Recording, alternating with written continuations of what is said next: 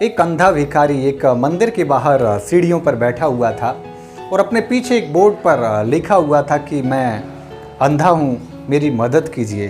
पर फिर भी लोग उसकी मदद नहीं कर रहे थे। उसका कटोरा खाली का खाली था, 2-4 सिक्के पड़े हुए थे। एक व्यक्ति उसके पास आया, उसने उसकी तख्ती पर जो लिखा हुआ था उसे मिटा दिया और चौक से दोबारा कुछ लिख गया।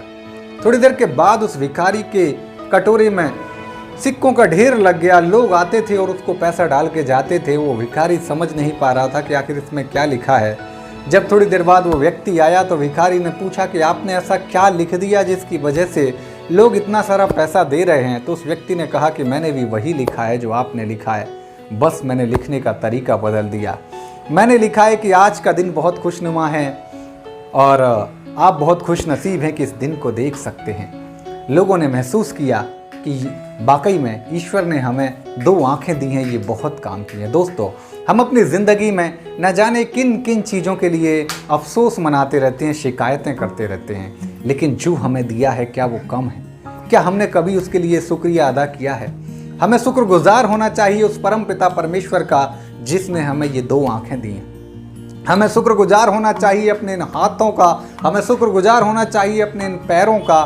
कभी 15 मिनट बिना आँखों के चल के तो देखिए, कभी आधा घंटा बिना हाथों के रह के तो देखिए, क्योंकि जो चीज़ हमारे पास होती है हमें उसकी कीमत पता नहीं होती और हम उन चीज़ों के लिए रोते रहते हैं, शिकायतें करते रहते हैं जो हमारे पास में नहीं है। हमारे पास इतनी सारी चीज़ें हैं। आज आप मेरा ये वीडियो देख रहे हैं, इसका मतलब आपके पास एक स्मार्टफोन है।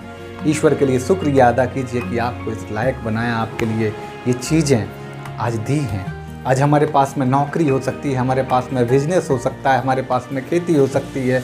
ईश्वर का शुक्रिया अदा कीजिए कि आज हमारे पास में ये है, क्योंकि हम प्रकृति में जैसा भेजते हैं आकर्षण का नियम हमें वैसा ही परिणाम के रूप में देता है। अगर हम शिकायतें भेजेंगे, अगर हम कमियां भेजेंगे तो जीवन में कमियां मिलेंगी, और अगर हम ग्रेटफुलनेस भेजेंगे, अगर हम शुक्रिया अदा करना भेजेंगे तो हमारे जीवन में जो है शुक्रिया मिलेगा। ईश्वर उसका परिणाम हमें पॉजिटिव देगा, क्योंकि जैसा बोएंगे वैसा ही काटेंगे, ये प्रकृति का नियम है। तो दोस्तों, आज के बाद कम से कम दिन में एक बार उस हर चीज़ के लिए शुक्रिया कीजिए, हर उस व्यक्ति को थैंक यू बोलिए जिसने आपकी मदद की है, जिसकी वजह से आपकी ज़िंदगी में खुशियाँ आई हैं, जिसकी वजह से आज आप अपनी लाइफ में खुश हैं। विद दिस थैंक यू दोस्तों।